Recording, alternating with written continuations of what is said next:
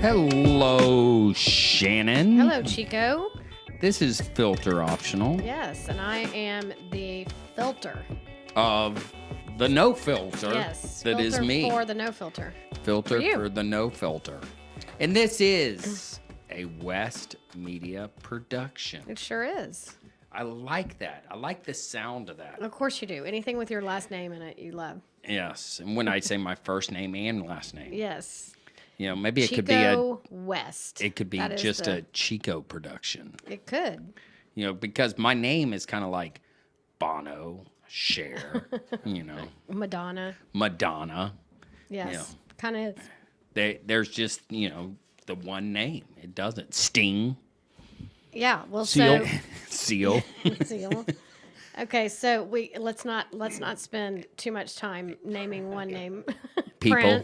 Prince. Yeah, let's not. I thought we were out of them. Yeah, no, we won't be out. And especially if it's like a competition, because I'm so competitive, I will keep going until I win.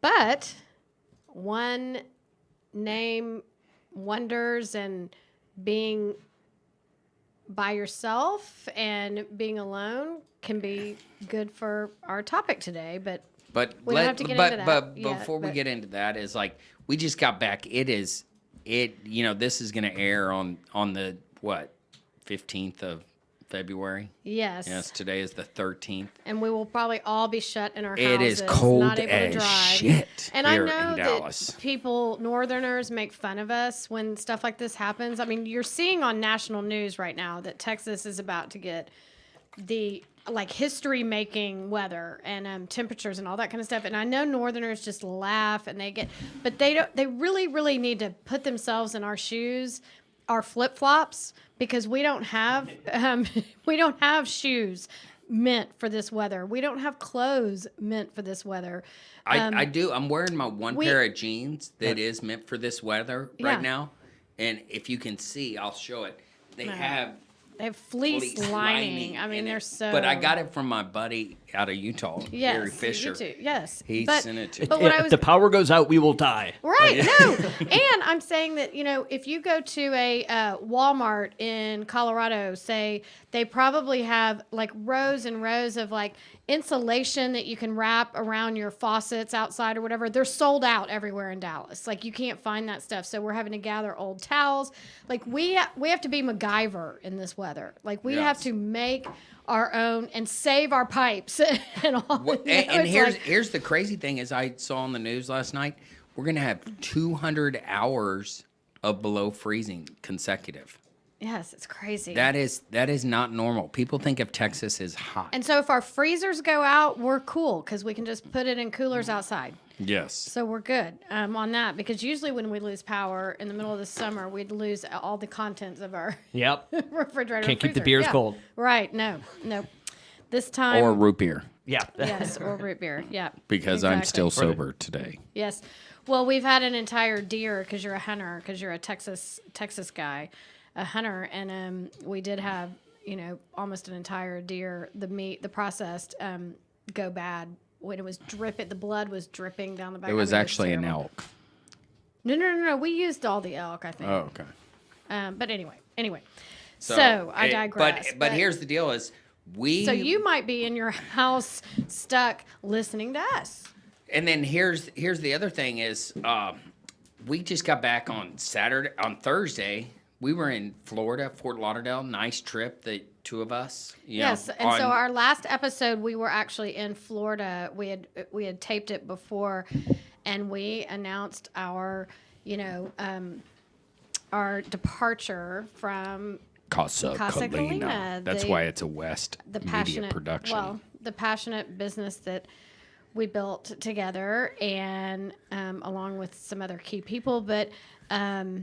We let that go last Friday, and so it's been a little over a week, 8 days. So that I still have I have a little private practice. I love meeting with the people that I'm meeting with. You know, if you need a therapist, you can call me.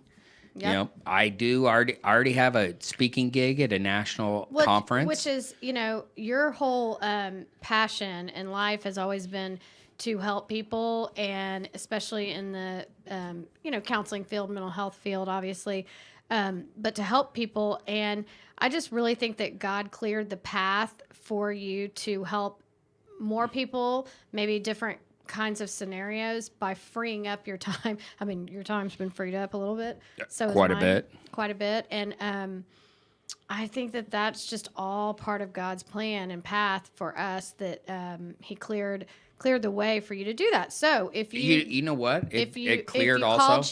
called Chico a couple of months ago or before the holidays and said, "Hey, I need some counseling. I need to come in, and can you help me?" And his response was either no response, because there are a lot of times he just doesn't get back to people because he has so many phone calls and emails per day, or his response was, "You know what? I'm closed. I'm kind of have a closed practice." Well, you can call back now because the response might be different.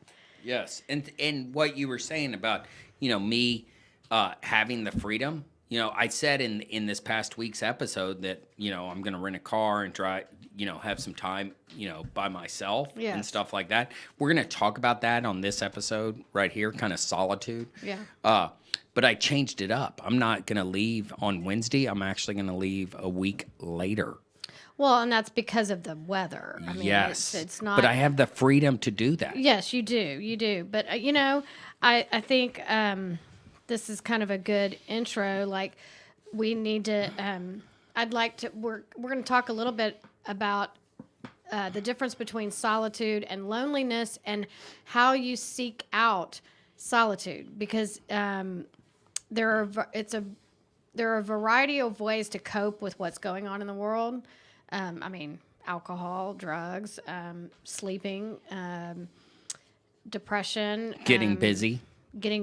cleaning out your closet, whatever. I mean, there are definitely soaking up social media, getting completely lost in a or computer. playing little, stupid mindless games. Yes, yes. On your phone. So, there are, But when you talk Okay. about solitude and loneliness, it's interesting. We were in Florida, and we went on the beach, and we noticed we were there Monday to Thursday. You and I both noticed that there were a lot of kids, the week of February 8th to Right, 11th right. on the beach. yes. And all of a sudden, we befriended the couple next to us that had an 11 and 6-year-old. Yes. And we started Boys. talking to them, and they're from Boston. Yeah. And it was wild because talking about, solitude versus loneliness, it was wild just kind of listening to their conversation. They were playing good music. She had yacht rock. Yes, I loved it. It was very good. Yeah, and so we're talking to them, and they had a friend that had a condo down there in Fort Lauderdale, and they'd been there for 6 weeks. Yeah, because their kids weren't back in school. They were all online. There wasn't even a hybrid choice. They were not back in the classroom. They were just online. And so they decided to pick up and get out of the cold weather, and then they were able to, they had a beach day that they were kind of skipping school. I mean, Yes. But it was interesting because I heard the dad tell the 6-year-old to get off his device. yes, because And so it's They were underneath the wild. thing, yeah. It's like how people, I mean, Shannon, if you could really define for us, the difference between solitude versus loneliness, that would be a good way to really talk about that, because we really want to embrace solitude. Well, okay, so here's some of the definitions I found. I stole from Psychology Today, an article out of Psychology Today. So I want to give them the credit for this, but it says loneliness is a negative state. It's marked by a sense of isolation. One feels that something is missing. It is possible to be with people and still feel lonely, perhaps the most bitter form of loneliness. So it's a negative thing when you're experiencing loneliness, even when you're surrounded by people. And you can feel lonely at work. You can feel lonely At home, married, in a marriage. Single, obviously As it's a a little kid easier with a to bunch of detect with siblings. a bunch of friends too. Yes. As a kid with a huge group of friends, you can still feel lonely. And then solitude is the state of being alone without being lonely. It is a positive and constructive state of engagement with oneself. Solitude is desirable, a state of being alone where you provide yourself wonderful and sufficient company. And, God tells us that He is enough for us. And so I think with God, we can do anything. And so for me, a state of solitude doesn't disclude God. That's just me personally. It includes God. Because he's part of my being and part of my fiber, but I need to know. I mean, how do we? I'm in true confession. I never was without my device when we were in Florida, but that trip wasn't intentionally about solitude for me. It was about getting away, getting warm, all that kind of stuff. But Can I come? Yeah, can go we ahead. come back to that? Because Yeah, I sorry. like Yeah. that definition of, loneliness is that negative state marked by a sense of isolation. Yes. But at the same time, I mean, I agree with that, but then, I struggle with that a little bit because lots of times it's that negative state, and we've talked about it before in the past, the narrative in our head. Yeah. Because sometimes loneliness looks like, an obstacle instead of an opportunity. If I can turn my loneliness into that opportunity, into where I listen instead of But letting you have that to turn letting that loneliness into solitude, though. yes. Right? And so Interchangeable. but there, I remember discussing this years ago, and I had a book, that how can we turn loneliness into an opportunity instead of an obstacle? It's like it's all right to be alone, like what that solitude, definition talked about. But a Yes. lot of times it's hard when you were talking about, we saw that little 6-year-old. We're never without your device. It's easy to get distracted and let other voices keep talking to us. And I think that breeds that loneliness. It does, because I think, and this is track with me on this, I don't think loneliness requires much effort. Does that make sense? It doesn't. We can disconnect at any time or add medicators at any time. Loneliness just doesn't take any effort. We can get the end of the day and be like, God, I'm just down. I don't know what it is. I'm down and I'm lonely, and it's just easy because you're absorbing all of this stuff and you're not really coping with listening, or you're just escaping. And so loneliness is easy, but I feel like solitude takes some intentionality and some practice. Like, I think you have to be intentional about seeking solitude, and it becomes a practice. Kind of like yoga is a practice. That's why they call Wow, yoga. that was a what I was practice. thinking too. It was like yoga gives you that ability. Yoga, deep breathing exercises. I mean, a good, healthy, deep breathing exercise that can help kind of center you back is to breathe in through your nose for 4 seconds, hold it, increase your belly. I like and eight, then 8 seconds, but 8 seconds is good, but 4 seconds, it's a tactical breathing from the military. Yeah. To calm the person down and get them focused. And so that, when we can do some of those things, it opens our ability to listen, to that God voice inside each one of us. Well, and that's what I mean by, I think seeking solitude is harder, and therefore sometimes we avoid it. It's like yoga. That's why they call yoga a practice. You have to practice the solitude. And I think that I am going to use this time, since now we've been, had a lot of our distractions and work and things like that kind of cut out. I want to practice solitude, and maybe that starts with reading a book 5 minutes a day, but just really, or putting my device down for an hour a day, setting an alarm and just putting it away or something like that. But I like that, Shannon, because, right before we started this podcast, Beck called us, our 17-year-old. yes, The more we can model, for our boys. So if your parents out there listening, it's like, if we're always on our device, Right. it's easy for them to be on their device. I could justify it all the time because my phone was ringing. I'm trying to help people, blah, blah, blah. And instead of actually putting it somewhere else, modeling for those loved ones in our life. Well, and if of we're not really getting honest distracted. with ourselves, that we do justify, rationalize, and minimize our usage of technology. Whether, we can say, oh, well, I took Facebook off of my phone or whatever, but it doesn't mean that you took Candy Crush off your phone. No. Chico. you know, Calling me you out can be there. like, well, I'm not on social media. I don't have that app on my phone, but you do have a game app or something like that. I mean, we can all justify, minimize all of that because loneliness doesn't take as much effort. It just doesn't take as much effort. You can Well, I would disagree with you, distracted. Shannon. Okay. That's where I would challenge that is loneliness. It does take a lot of effort to just stay stuck in your crap. And lots of times in our loneliness, we stay stuck.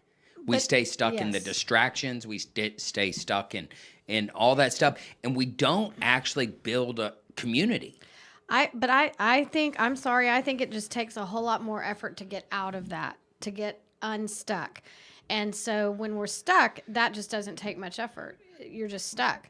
Well, You see you know what what? I'm saying? Yes. Well, And so I think we we're could, saying the same thing. We could both be right. It's like Henry Kissinger said years ago, when he was Secretary of State. It's I think this applies to what we're dealing with. And Kevin, you could chime in. But Henry Kissinger, back when he was Secretary of State, it's not right versus wrong. That's one of the greatest tragedies in our world today. It's right versus right. So both of us, I think, are right. Right. I wasn't trying to be right, but But I think you're right, and I think I'm right, and it both plays out right there. Does that make sense, Kevin? Yeah, that makes sense. Yeah. I mean, but this article also talks about how solitude is refreshing. It's an opportunity to renew ourselves. In other words, it replenishes us. And so I think Okay, that sounds good. I agree with that. Yeah. But how do we get there? I mean, that's that tough place. When we're so used to loneliness, how do we disconnect? How do we take time? How do we pause? Psalms 46:10 says, "Be still and know that I am God." God says that. How do we get to that place to really listen? Well, and in this article, it's the one piece that I differ. My opinion is different in this article, which we're all, kind of allowed to do, is that it says solitude is something you choose. Loneliness is imposed on you by others. Well, I don't think that putting blame on others is a healthy response to loneliness, because that insinuates that it's imposed by other people, so we have no control over our loneliness, where maybe it's encouraging us to just have boundaries so that others don't impose. But I kind of disagree with that. What do you think?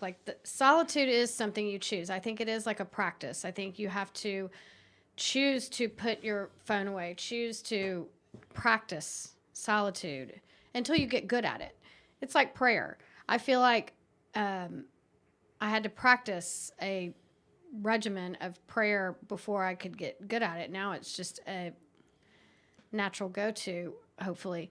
But it's similar to step 11, from Alcoholics Anonymous, sought through prayer and meditation to improve my conscious contact with God, praying only for the knowledge of His will for us and the power to carry that out. It's like, prayer and meditation. I think meditation is that place of solitude.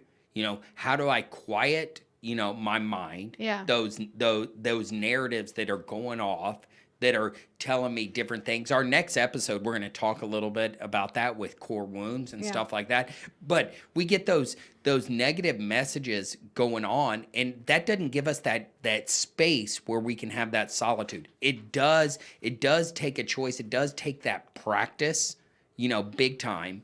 In that regard. So I do agree with you, but when you say loneliness is imposed on you by others, yeah, I mean, maybe, but I think some of it is our own shit. that's what I was saying. I disagree with. The article says that, and I'm not sure that we should feel like put blame. That's what I was saying. Yes. Were you listening? I was listening. But I don't think you used the word blame. I did. Okay. Pointing fingers. Yes. blaming. Maybe Yeah. I didn't say blame. We can rewind it back and everybody can comment on whether or not I use blame. But I was saying pointing fingers or whatever. I don't think that we should put that on other people because that tends to insinuate that we can't get out of our loneliness. If it's imposed by other people, we can't get out of it. You know what I mean? How do we escape it? Yes. And we can escape it. And then the question is, how is it opposed on others? I mean, we got to get curious. You know, how do others impose loneliness on us? Right. You know, a lot of times it's like, I think we're giving away our power if it's, you know, Yes. imposed from others. Now, sometimes in marriage, you know, your spouse can be, you know, not deal with conflict, you know, be conflict avoidant or be all about conflict. Yeah, that might impose some loneliness. Yeah. You know, when you're not having that healthy conflict. Right. You know, so there is some opportunities there. Well, and I just don't know if, I guess imposed maybe isn't the right word because I find that I struggle with loneliness when I am reading the news or watching the news or reading Twitter or whatever, and I'll use the example of the accident a couple days ago. Was it on Thursday? No, it was like Tuesday or Wednesday. Wednesday. Yeah. Anyway, I mean the horrific accident in Fort Worth with the ice and the 113 cars or something like that. Like that has really been sitting with me, and it's getting me down.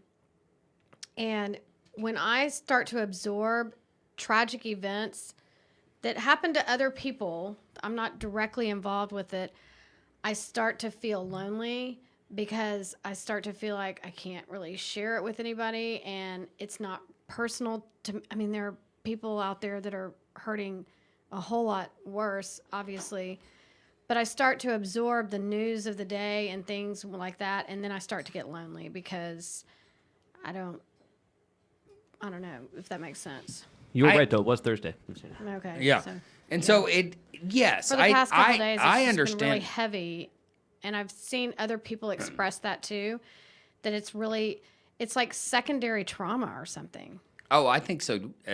It's secondary trauma. I also believe that a lot of times, that's sometimes we miss that. You know, that's where I also like you disagree with. You know, what they're saying in this article about loneliness. You know, solitude is really healthy. Loneliness can be very destructive. But loneliness, if I don't reach out and you just stuff all that stuff about Right. the 113 car pileup and you take it on and you're not sharing it, Yeah. you know, that feeds that negative talk that happens, that negative narrative in our brain. And then what you start to do with that becomes very destructive. Yes, because you start to feel really lonely in your own head and in your own body, and then you want the feeling to go away.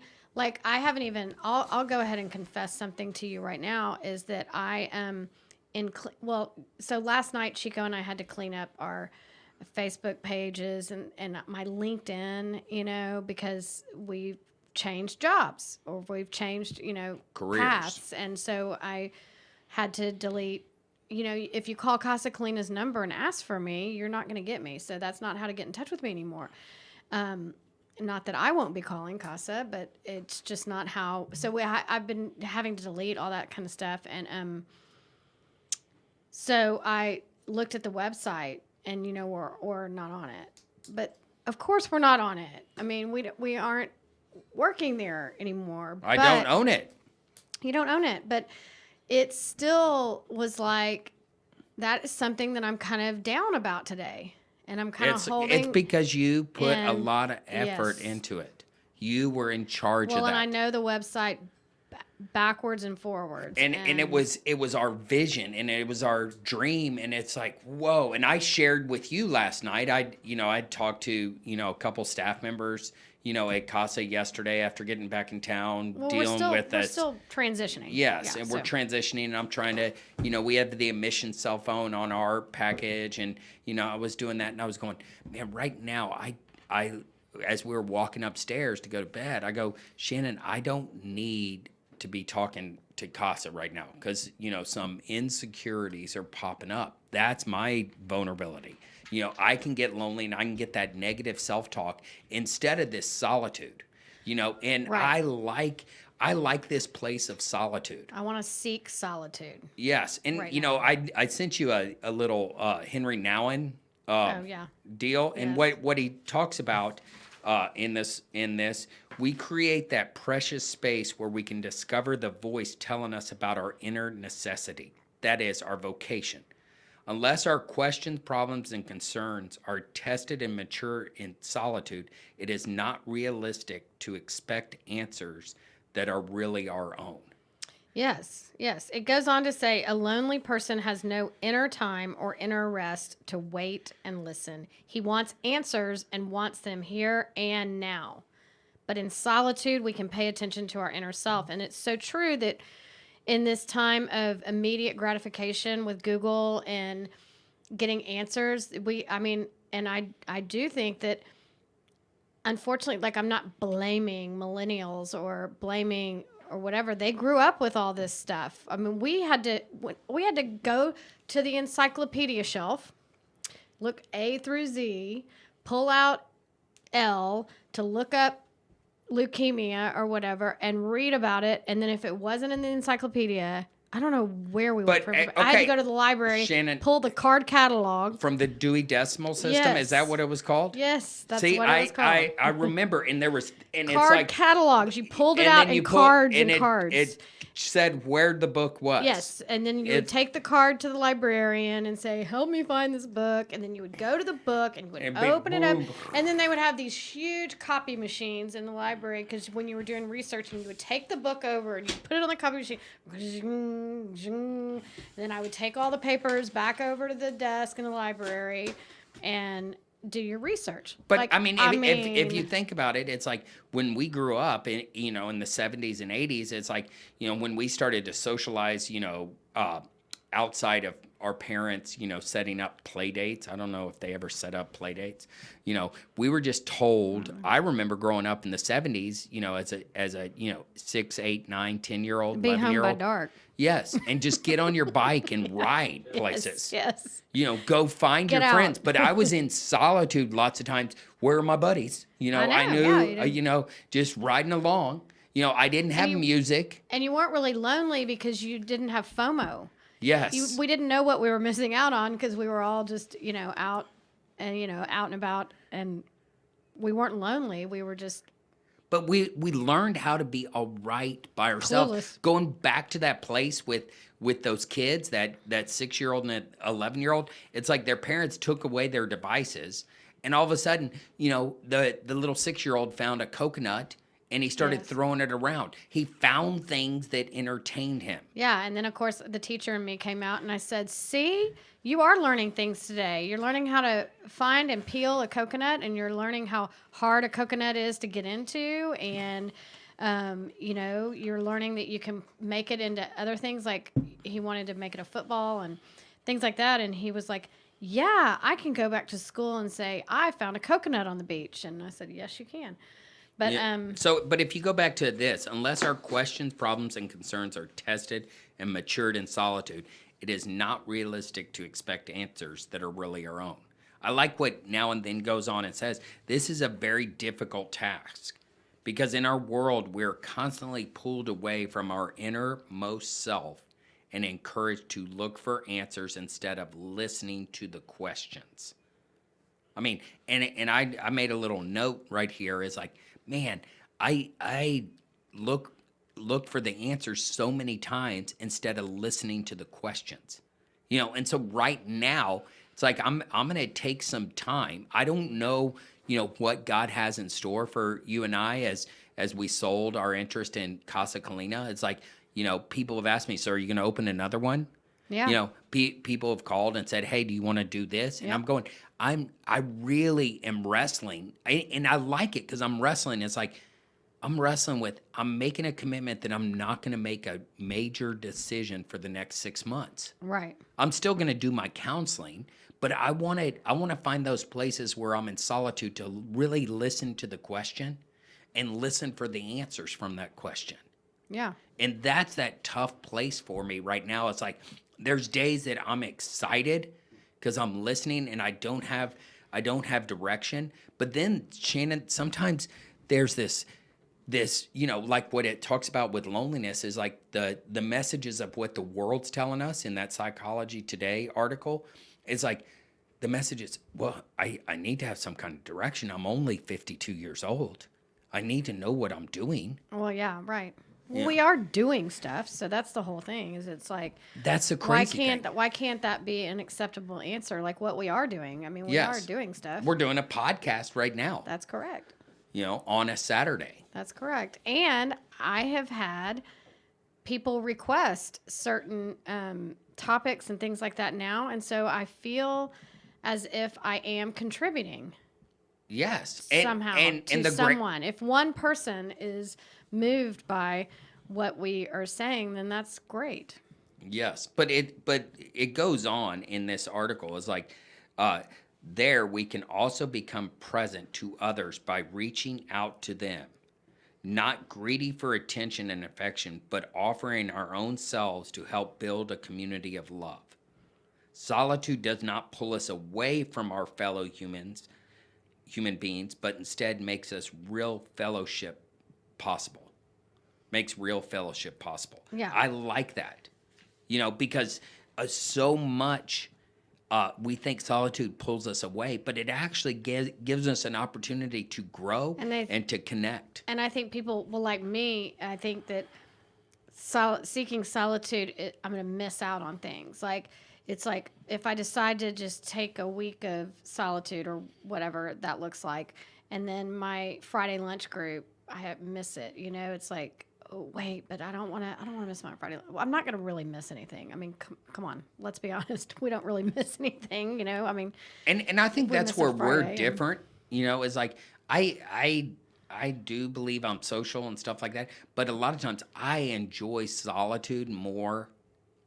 I believe than you do. It's not good, bad, right, or wrong. It's just I like my time alone. If it's smoking a cigar, if it's my morning meditation. Well, and yes, I would agree with that statement, except I don't think that that's me being my authentic self, because I do desire solitude too. I feel like whether it's my codependency or my Enneagram type 2 or my personality or whatever, or being a woman, I'm never alone.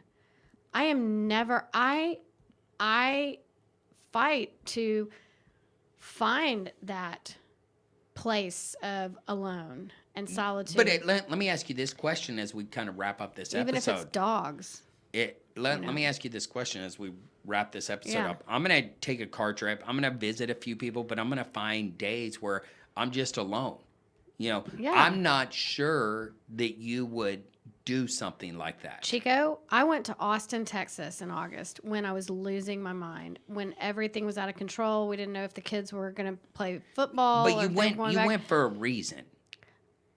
I need a reason. I can't sit in I needed a reason. I needed and a I'm task, not faulting you. But I was so energized. Chico, why do you get to dictate how I spend my solitude? I'm not dictating it. I'm just... It was solitude for me to wander like targets, and I'm sorry. Well, maybe, And look but at I'm just saying to just really, also. I didn't really have to go. I didn't have to go down there. No. I didn't really have a task. I went down there to be alone. In fact, there was a time period when you said, well, maybe I'll come with you. And I was, no, I don't want you to come with me. Yes. Quit trying to manage my solitude. I'm not managing your solitude. I'm just challenging it, Well, you know what? When you get back, I'll take off. And so you can handle everything at home. I like that. Yeah, I'll show you. I'll show you. I like it.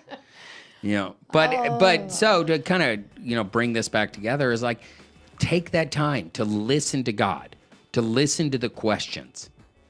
Also, if you're listening to us on iTunes, man, give us a rating. We love the 5.